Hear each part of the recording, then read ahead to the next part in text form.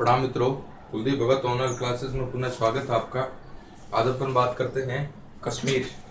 कश्मीर के अंदर जो राजवंश पनपे हैं उनकी अपन बात करेंगे। तो देखिए कश्मीर के अंदर कौन कौन से राजवंश है ये पनपे हैं कश्मीर के अंदर। देखिए साहब, पहला है कारकोट वंश।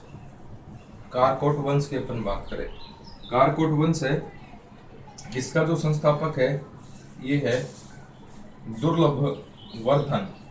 दुर्लभ वर्धन है इस वंश का संस्थापक है। 596 से 632 का इसका कार्यकाल था। कश्मीर के अंदर स्थापना की। इस वंश में ललितादित्य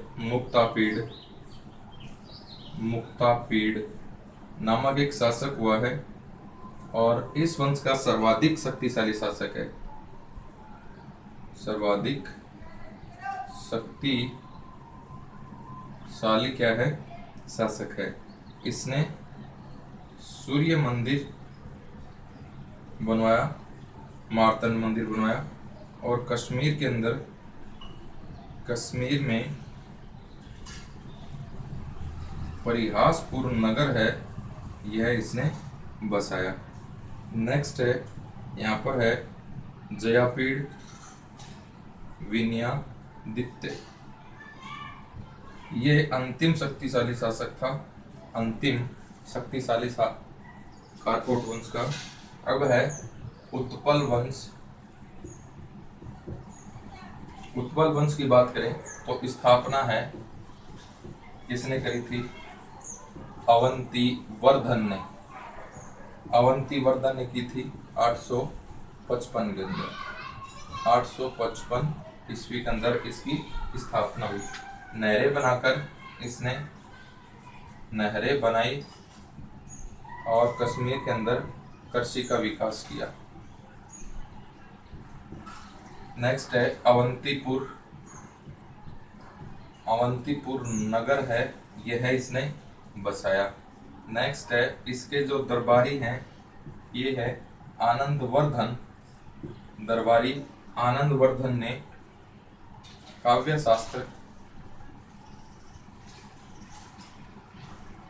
शास्त्र पर धवन्यालोक ग्रंथ लिखा।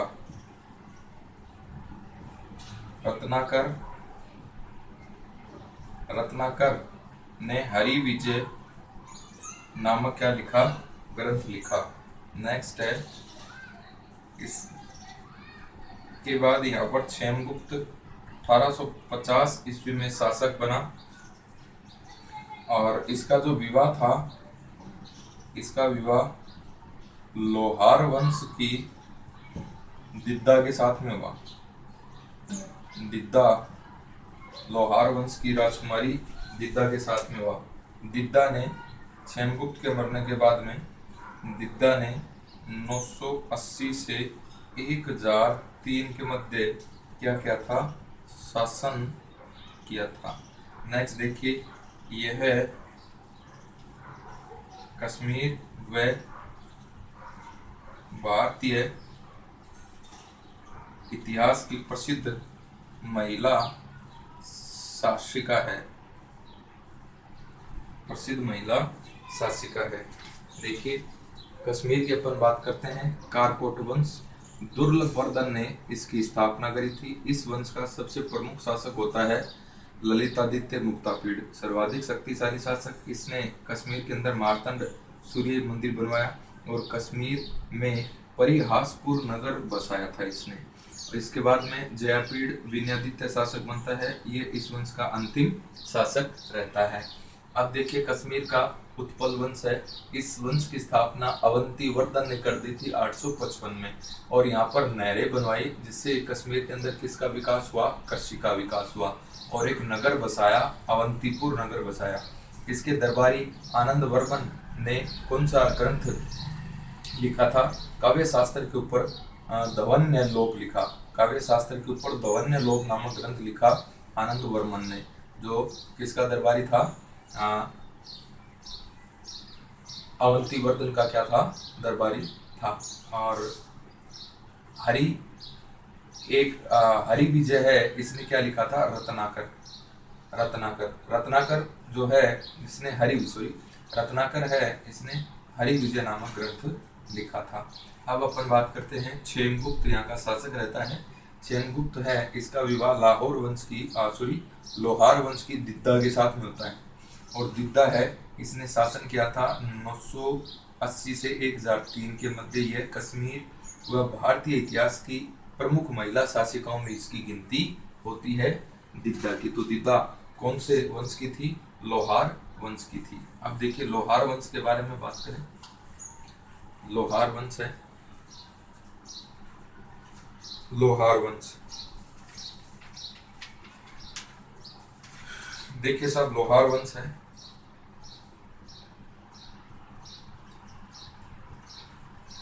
लोहार वंश है।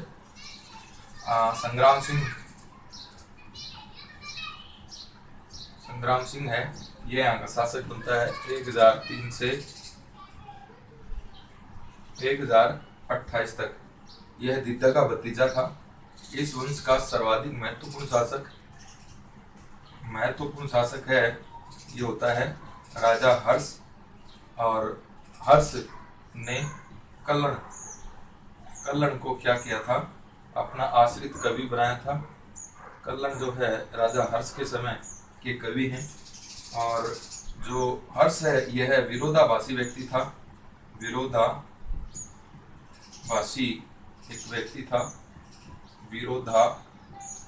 व्यक्ति था।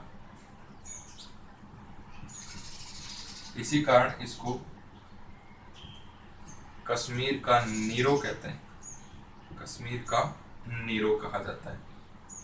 अंतिम शासक है, यह है जयसिंह है। इस वंश का अंतिम शासक जयसिंह है। अब अपन बात करें कल्हण की राजतरंगिणी। कल्हण की राजतरंगिणी नामक पुस्तक भी इम्पोर्टेंट पुस्तक है। संस्कृत की पुस्तक है, जिसमें इसका इतिहास है, कश्मीर का इतिहास है। इसका इतिहास है, कश्मीर का इतिहास है।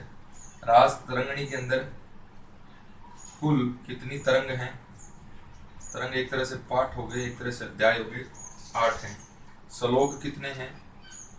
श्लोक हैं 8000 श्लोक हैं। शैली कौन सी है? शैली है महाभारत शैली। महाभारत चंपू शैली है। प्रथम 3 तरंग, इसके अंदर कश्मीर का प्राचीन इतिहास दे रखा है। कश्मीर का प्राचीन इतिहास। 4, 5 और 6ठी तरंगों के अंदर कारकोट व उत्पल वंश का इतिहास है। नेक्स्ट है 7 व 8 तरंग में 7वीं व 8वीं तरंग के अंदर लोहार वंश का इतिहास है। लोहार वंश का क्या दे रखा है? इतिहास दे रखा है। राजतरंगिणी है, ये पहली तरंग है। राजतरंगिणी है, यह है प्रथम तरंग है। प्रथम तरंग। हर तरंग के अलग अलग शासक, अलग अलग लेखक हुए हैं, ये ध्यान में रखना। राजतरंगिणी प्रथम तरंग की रचना है, कल्हण के द्वारा करी गई थी। ये बात है, ध्यान में रखना, जो जयसिंह के समय का है। जयसिंह के समय का है। जयसिंह के समय का है। हर्ष के समय का भी रहता है यही कवि। यह जो कल्हण है, यह निष्पक्ष विवरण के लिए प्रसिद्ध था। कल्हण जो है यह निष्पक्ष विवरण के लिए प्रसिद्ध था। निष्पक्ष विवरण के लिए जो जाना जाता है वो कौन जाना जाता है? कल्हण जाना जाता है। देखिए लाहौर वंश की अपन बात करें, लोहार वंश की, तो संग्राम सिंह है, यह है 1028 के अंदर शासक बना। इस वंश का सबसे महत्वपूर्ण शासक हर्ष है। हर्ष जो है कल्लण जो था हर्ष का आश्रित कवि था। विरोधाभासी व्यक्ति था कौन? हर्ष। इसलिए हर्ष को क्या कहते हैं? कश्मीर का नीरो कहते हैं। अंतिम शासक है ये कौन था? जयसिंह। अंतिम शासक कौन था साहब? जयसिंह था। अब अपन बात करें कल्लण की राजतरंगिणी के बारे में, तो ये कौन सी भाषा के अंदर है? संस्कृत भाषा के अंदर। किसका इतिहास मिलता है? कश्मीर का इतिहास मिलता है। भौगोलिक जानकारी मिलती है कश्मीर की, राजनीतिक जानकारी मिलती है कश्मीर की, आर्थिक जानकारी मिलती है कश्मीर की। किसके अंदर? राजतरंगिणी के अंदर। इसमें कुल कितने अध्याय हैं? 8, जिसे तरंग कहते हैं। यानी कितने तरंग इसमें? 8 तरंग है। श्लोक कितने हैं? 8000 श्लोक है इसके अंदर। शैली कौन सी इसकी? महाभारत शैली है। इसमें प्रथम 3 तरंग है। इसमें किसका इतिहास है? कश्मीर का प्राचीन इतिहास है। चौथी, पांचवी, छठी तरंग है। इसमें कारकोट व उत्पल वंश का इतिहास है। 7वीं, 8वीं तरंग है। इसमें किसका इतिहास है? लोहार वंश का इतिहास है। राजतरंगिणी प्रथम तरंग का लेखक है ये कौन है? कल्लण। किसके शासनकाल में? जयसिंह और हर्ष के शासनकाल का। और कल्लण जो था ये निष्पक्ष विवरण के लिए जाना जाता था। कल्लण एकमात्र ऐसा शासक हुआ है जो राजाओं के गुणों के साथ में उनके अवगुणों का भी क्या करता था? वर्णन करता था। यानी गुणों और अवगुणों का वर्णन भी करने वाला कौन शासक, कौन व्यक्ति था? कल्लण था। तो निष्पक्ष विवरण के लिए कौन जाता है? कौन जाना जाता है? कल्लण। ये जो है ये तरंग दे रखी है। प्रत्येक तरंग का एक स्वतंत्र लेखक है। पहली तरंग का, दूसरी तरंग का, तीसरी तरंग का, चौथी तरंग का, पांचवी तरंग का। इसी प्रकार पहली तरंग का जो लेखक है राजतरंगिणी का, वो कौन है? कल्हण है। तो ये बात होगी राजतरंगिणी की, जो एक प्रमुख पुस्तक है, ग्रंथ है, कल्लण द्वारा रचित। और इसमें आपको तत्कालीन कश्मीर के इतिहास और भौगोलिक वर्णन है ये देखने को मिलता है। अब अपन बात करते हैं राजपूत कालीन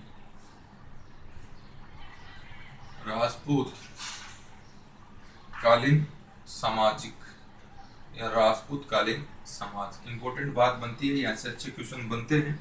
तो देखिए सामंतीय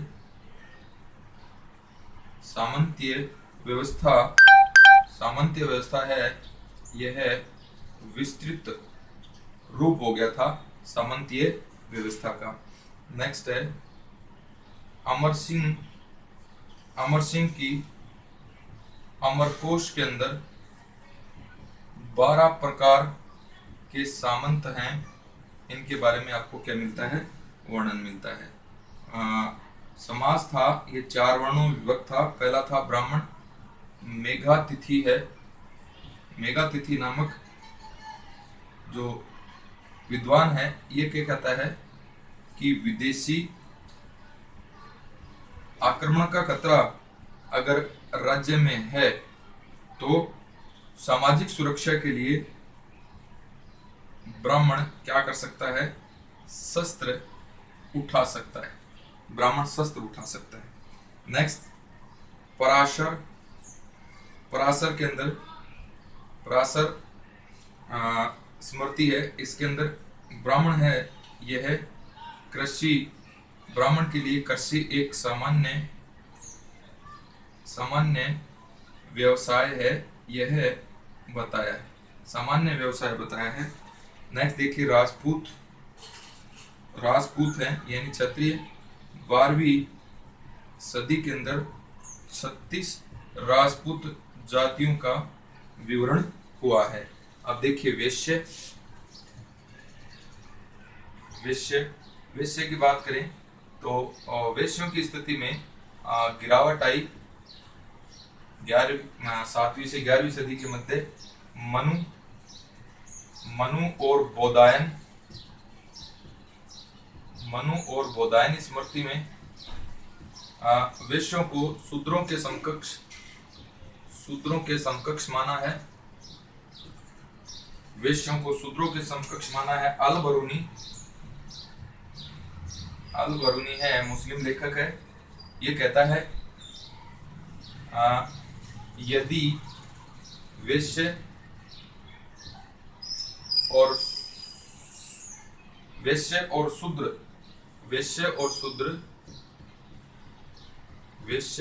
व शूद्र को वैश्य व शूद्र को वेदों का पाठ करते हुए पाया जाता है तो राजा उसकी जीभ कटवा देता था। नेक्स्ट देखिए, शूद्र हैं। शूद्रों में क्या कृषि कार्य करते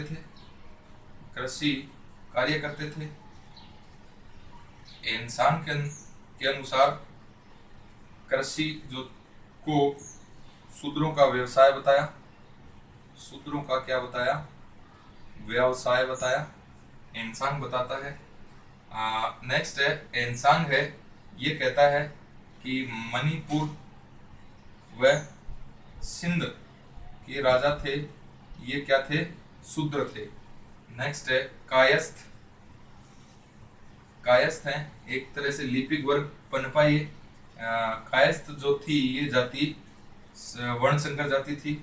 यह एक वर्ग के रूप में सर्वप्रथम कायस्थों का उल्लेख है याज्ञवल्क्य के स्मृति में हुआ है, और जाति के रूप में इनका जो उल्लेख हुआ ये हुआ है ओशनम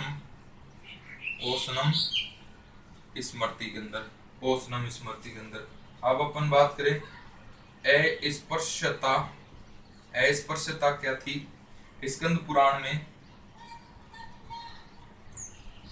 पुराण के अंदर 18 अस्पृश्य जातियों का उल्लेख है, और अलबरनी है यह अंतज्यों को 4 वर्णों से अलग रखता है। 4 वर्णों से अलग रखता है, और यह अंतज्यों में जो अंत्यज था इसमें सबसे जो निम्न था वो था चांडाल। अंतज्यों के अंदर भी सबसे जो निम्न होता था वो कौन होता था? चांडाल होता था। देखिए अपन बात करते हैं राजपूत कालीन समाज सामंती व्यवस्था थी, इसका विस्तृत रूप देखने को मिलता है। अमर सिंह का अमरकोश है, इसके अंदर कितने प्रकार के सामंतों का उल्लेख है? 12 प्रकार के।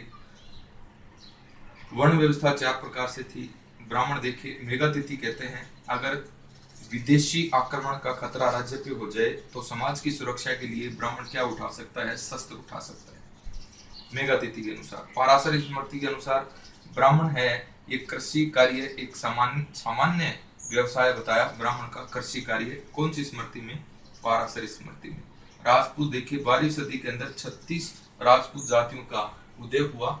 वैश्य समाज देखिए, वैश्य समाज में इस समय गिरावट आई, यानी 7 से 12वीं सदी के मध्य वैश्य समाज में गिरावट आई।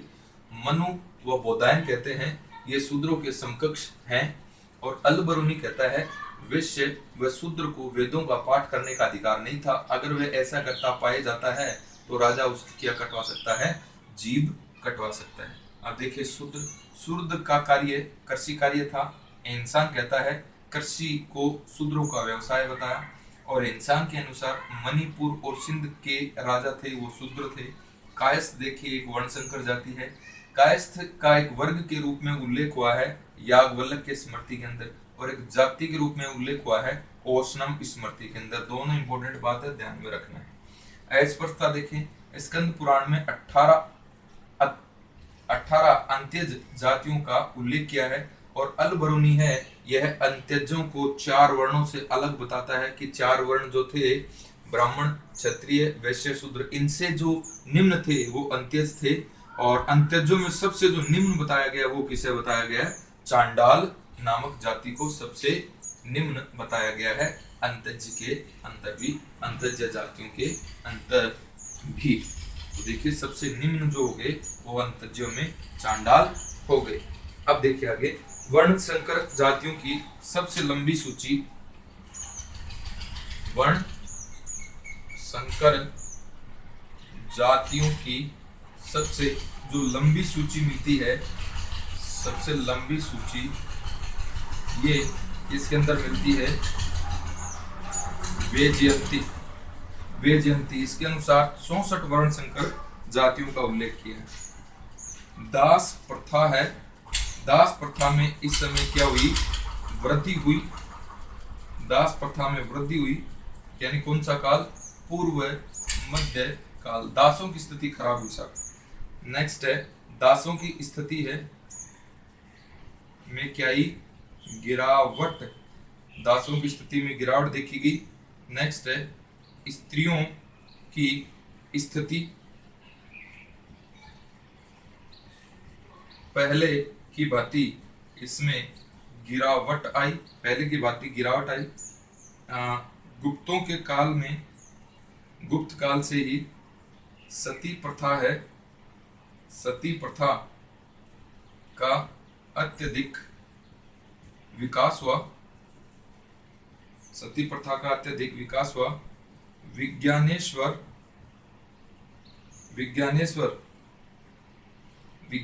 ने सती प्रथा की प्रशंसा की है, सती प्रथा की क्या की है, प्रशंसा की है विज्ञानेश्वर ने। मेधा तिथि ने सती प्रथा है इसको आत्मदाह कहकर इसकी क्या करी है, आलोचना करी है। नेक्स्ट अपन बात कर रहे हैं कल्याणी के चालुक्यों की राजकुमारियां प्रदेशों में शासिका बनी थी। नेक्स्ट है काकतीय रानी रुद्रमा ने 40 वर्षों तक क्या किया था, शासन किया था। वेनिस यात्री जिसका नाम है मार्को पोलो ने भी रुद्रदामा की क्या की है, प्रशंसा की है। रुद्रदामा की क्या की है सर, प्रशंसा की है। नेक्स्ट है लोहार वंश की राजकुमारी दिद्दा ने भी कहां पर शासन किया था, कश्मीर के ऊपर शासन किया था। तो ये महिलाओं की स्थिति थी। वर्ण संकर जातियों की सबसे लंबी सूची वेजयंती के अंदर है कितनी, 64। दास प्रथा के अंदर वृद्धि हुई पूर्व मध्यकाल में। दास प्रथा जो दासों की स्थिति में गिरावट आई, स्त्रियों की स्थिति में पहले से गिरावट आई। गुप्त काल में सती प्रथा का अत्यधिक क्या हो गया था, गुप्त काल के बाद में सती प्रथा का अत्यधिक विकास हो गया था। विज्ञानेश्वर है ये सती प्रथा की प्रशंसा करता है। इंपॉर्टेंट क्वेश्चन है, विज्ञानेश्वर सती प्रथा की प्रशंसा करता है। मेधा तिथि है ये सती प्रथा को क्या कहता है, आत्मदाह कहकर इसकी आलोचना करता है। नेक्स्ट है कल्याणी के जो चालुक्यों की राजकुमारियां थी ये इनकी प्रांतों की शासिकाएं होती थी। इंपॉर्टेंट बात है। काकतीय वंश की रानी रुद्रदामा है, इसने 40 वर्षों तक शासन किया था। वेनिस यात्री मार्को पोलो ने भी रुद्रदामा की क्या करी है, प्रशंसा की है। लाहौर वंश की जो राजकुमारी दिद्दा थी इसने भी क्या किया था, शासन किया था कश्मीर के अंदर। तो ये जो बातें थी ये राजपूत काल के समाज की बातें थी। तो इस प्रकार से अपन राजपूत काल है ये तमाम बातें देखी राजपूत काल के बारे में। तो अपना प्राचीन जो इतिहास है ये कंप्लीट हो गया है। इसके बाद में अपन मध्यकाल शुरू करेंगे अगली क्लास से। धन्यवाद।